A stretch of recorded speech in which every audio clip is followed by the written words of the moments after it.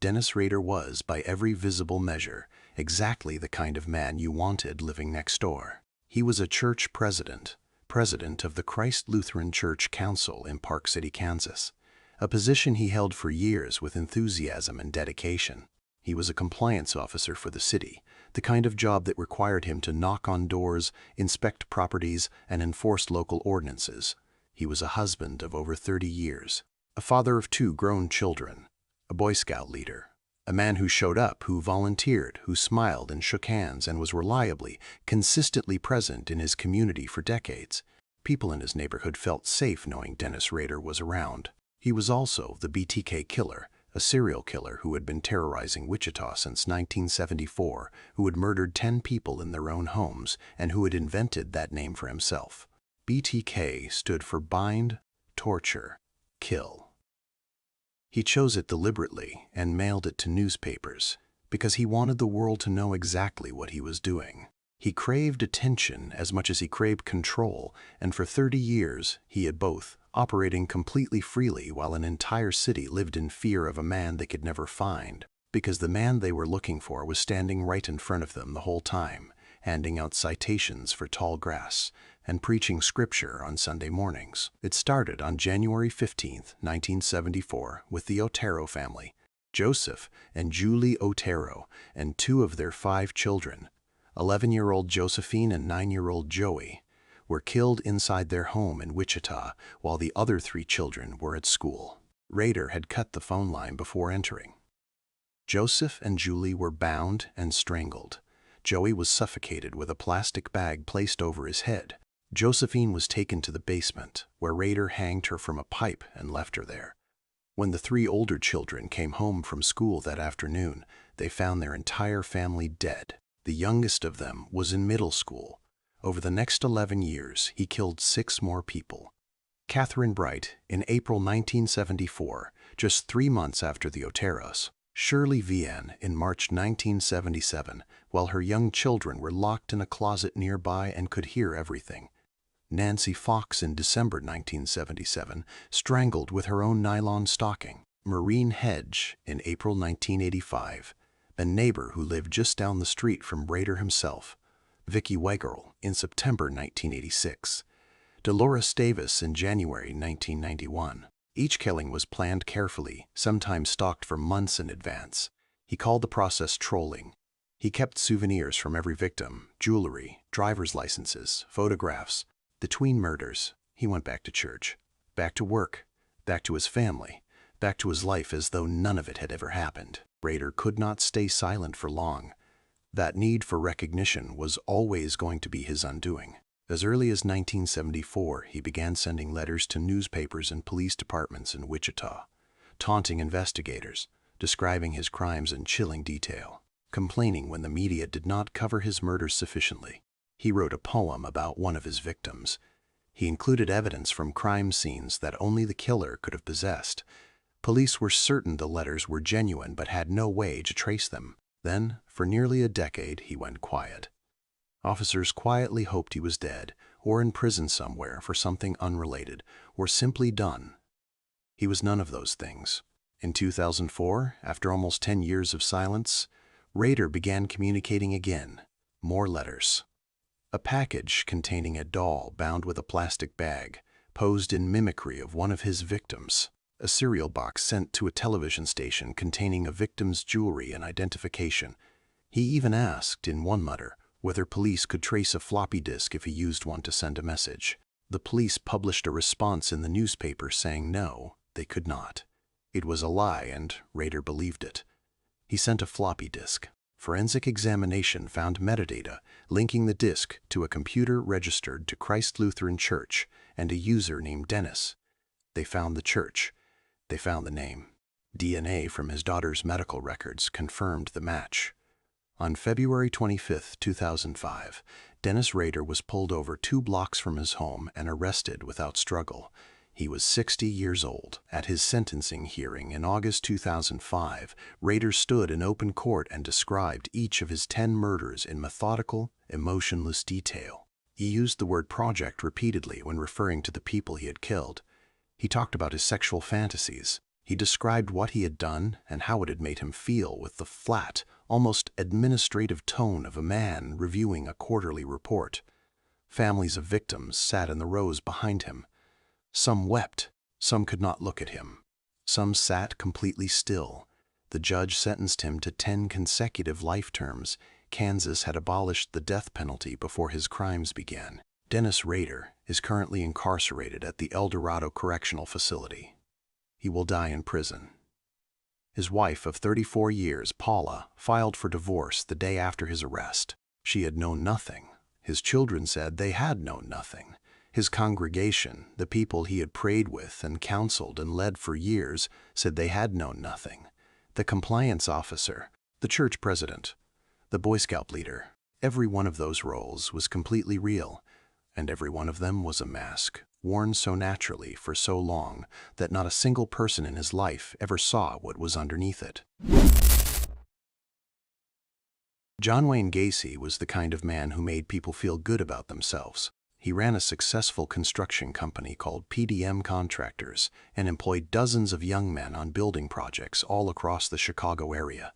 He was active in the local Democratic Party, organized neighborhood improvement campaigns, and in 1978 was photographed at a political fundraiser shaking hands with First Lady Rosalind Carter, an image that would later become one of the most deeply unsettling photographs in the history of American true crime.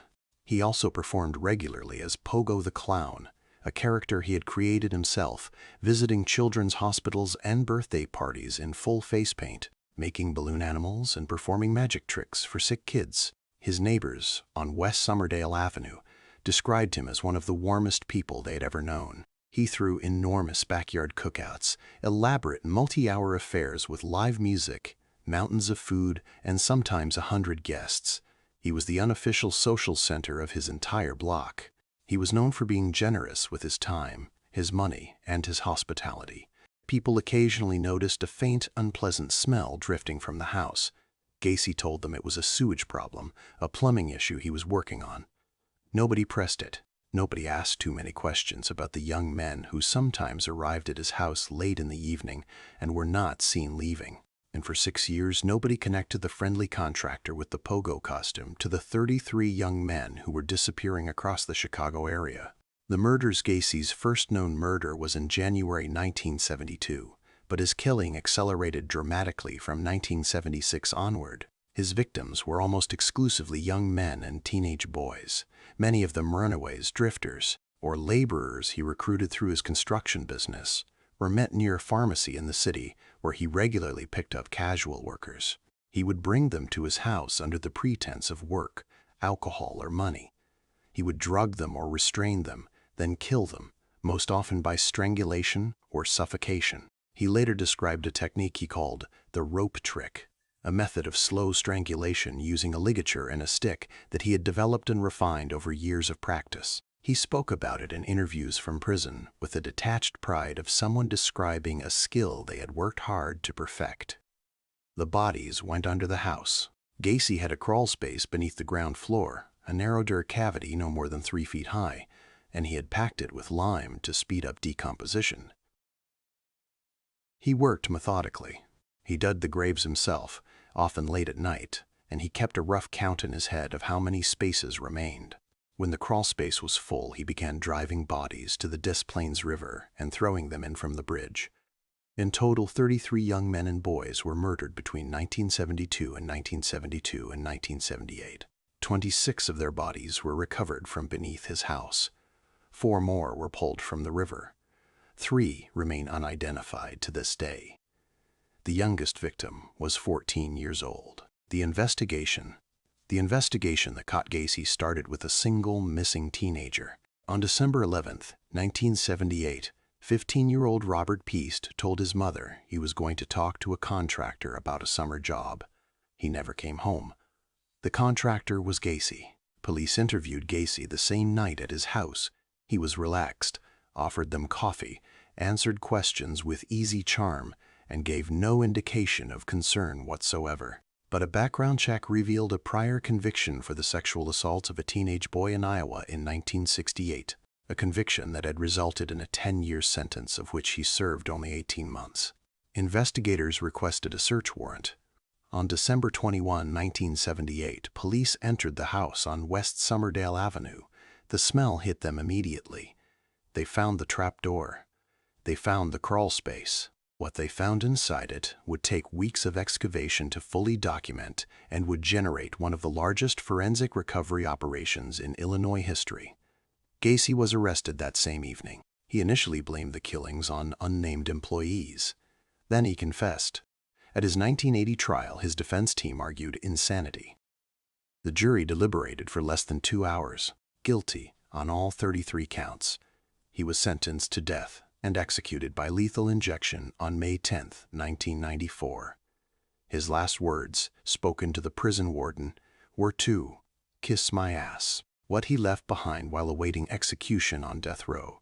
Gacy became a painter. He painted clowns, mostly pogo, his own character, along with portraits of public figures, scenes from popular culture, and occasional self-portraits. His work sold for significant sums to true crime collectors and curiosity seekers. Several pieces were later purchased specifically to be burned or destroyed by people who found the idea of his art surviving him deeply offensive. One of his clown paintings was used in a lawsuit by the estate of a victim's family. The image of Pogo the Clown, grinning in full white face paint, arms open, entirely harmless looking, remains one of the most immediately recognizable symbols of the gap that can exist between how a person presents themselves and what they actually are.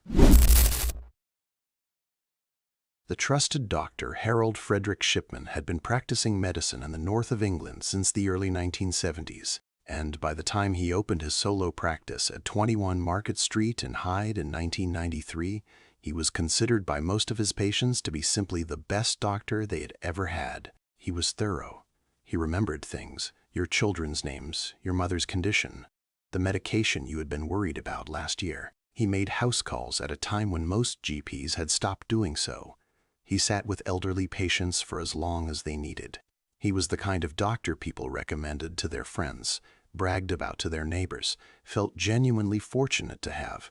His patient list grew to over 3,000 people. Colleagues found him slightly arrogant and difficult, but patients adored him almost universally. He was also, by the time police arrested him in September 1998, the most prolific convicted serial killer in recorded history anywhere in the world. The Shipman Inquiry, a formal public investigation conducted after his conviction, confirmed at minimum 218 murders committed over a period spanning more than 2 decades.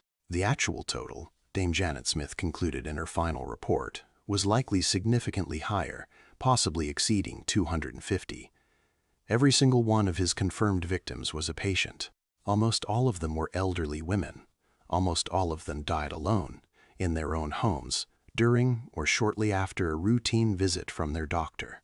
And almost none of them had any reason to be afraid when Harold Shipman walked through their front door. The method Shipman killed with diamorphine, pharmaceutical-grade heroin, administered by injection during home visits or surgery appointments. The method was efficient and left patients appearing to have died peacefully in their sleep or in their chair, which for elderly patients was not at all unusual and raised no immediate suspicion from family members or paramedics. After pronouncing death, Shipman would sign the death certificate himself, a standard practice for GPs in the UK at the time, since it allowed family doctors to certify the deaths of their own long-term patients without requiring a coroner's involvement. He listed causes as heart failure, old age, stroke, natural causes. He called the families personally to break the news, often before anyone else knew, which families found touching at the time and found horrifying later. He had been building his supply of diamorphine for years by overprescribing it to terminally ill patients and collecting the surplus doses rather than returning them for disposal as regulations required. He also altered medical records after deaths, adjusting notes to make patients appear sicker than they had been in the weeks before they died, creating a paper trail that would hold up to scrutiny if anyone ever looked. The deaths surrounding his practice were statistically anomalous, measurably higher than comparable practices in the region, and this had been noticed and commented on at least twice over the years. Both times the concern was raised, reviewed briefly, and then quietly dropped. He was, after all, an excellent doctor. The will and the arrest Harold Shipman was caught, because he got greedy. In June 1998, he visited 81-year-old Kathleen Grundy at her home in Hyde, a former mayoress of the town, a woman who was active and sharp and in good health for her age. She was found dead in her armchair later that same day by two friends who had arrived to walk her to a lunch engagement. Shipman signed the death certificate and listed old age as the cause. But Kathleen Grundy had recently changed her will in a very unusual way. She had cut out her daughter Angela Woodruff entirely and left her entire estate of approximately £300,000 to her GP, Dr. Harold Shipman. Angela Woodruff was a solicitor. She examined the will. The typing was irregular. The witnesses were untraceable. She took it to the police. Kathleen Grundy's body was exhumed in August 1998. Toxicology revealed a fatal concentration of diamorphine. The will was confirmed as a forgery, typed on a machine found in Shipman's own surgery, with his fingerprints on the paper and the envelope. He was arrested in September 1998. Police then exhumed 15 more recently deceased patients of his practice. Every single one showed the same result: diamorphine, in concentrations consistent with deliberate overdose, in patients whose death certificates Shipman had signed, in patients whose records he had altered, in patients who had trusted him enough to be alone with him in their own homes on the day they died. Trial, conviction, and death. Harold Shipman's trial began in October 1999 at Preston Crown Court. He was charged with 15 counts of murder and 1 count of forging Kathleen Grundy's will. Throughout the entire proceedings, he maintained his innocence completely and without variation. He showed no emotion, not during the testimony of victims' families, not during the presentation of forensic evidence, not during closing arguments, not when the verdicts were read. Guilty on all 15 counts of murder. Guilty on the forgery charge. The judge sentenced him to life imprisonment on each count and recommended he never be released, noting in his remarks that Shipman had demonstrated a complete and chilling absence of remorse. The Shipman inquiry, which ran from 2001 to 2005 under Dame Janet Smith, examined over 25 years of Shipman's patient records and ultimately confirmed 218 definite victims, with a probable further number that brought the likely total significantly higher. The inquiry also produced sweeping recommendations for changes to death certification procedures in the United Kingdom, changes that are now law, directly because of what Harold Shipman was able to do for so long inside a system that trusted doctors completely. On January 13, 2004, the morning before his 50th birthday, Shipman was found hanging in his cell at Wakefield Prison. He had tied bedsheets to the window bars during the night. He left no note. He gave no explanation. The families of over 200 victims were left with no answers, no confession, and no understanding of why a man who had devoted his professional life to the care of patients had spent 20 years using that care to kill them one by one. If this video got to you, subscribe, because next episode we go even darker, and drop a comment which of these 3 men disturbed you the most.